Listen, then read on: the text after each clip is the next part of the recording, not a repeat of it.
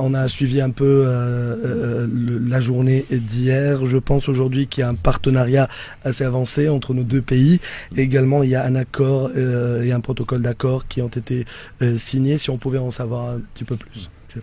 Oui, il faut dire que depuis 2 jours que nous sommes là, nous avons beaucoup travaillé avec mon ami et frère Noumen Ferry, qui nous a fait donc cette invitation.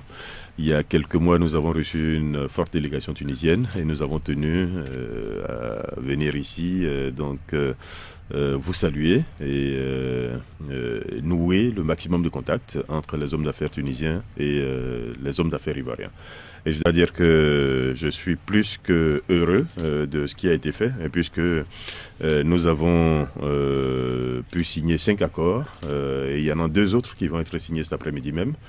Donc complétant tout cela, cet accord, il y a d'abord un accord général entre les 2 ministères dans le sens de la coopération dans le domaine de la poste et dans le domaine des technologies de l'information et de la communication. Nous avons également signé un accord, une convention de coopération sur ce qui va s'appeler le African MOOC Summit. Donc c'est, j'allais dire, une ambition très forte parce qu'aujourd'hui, vous savez, les MOOC se développent.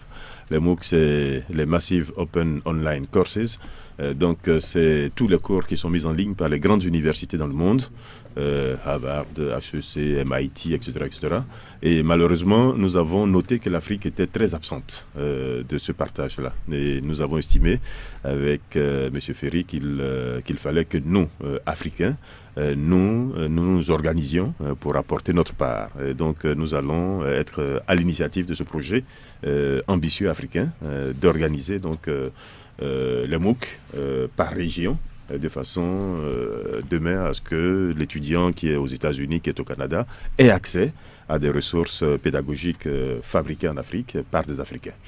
Et nous avons d'autres conventions qui ont été signées également au niveau des parcs technologiques, donc entre celui de El Ghazala ici et le VITIB en Côte d'Ivoire, entre l'Agence nationale de fréquence et votre agence qui à la même mission ici, donc la gestion des fréquences, entre les 2 fédérations du secteur des TIC, donc le Gothique en Côte d'Ivoire et l'UTICA ici.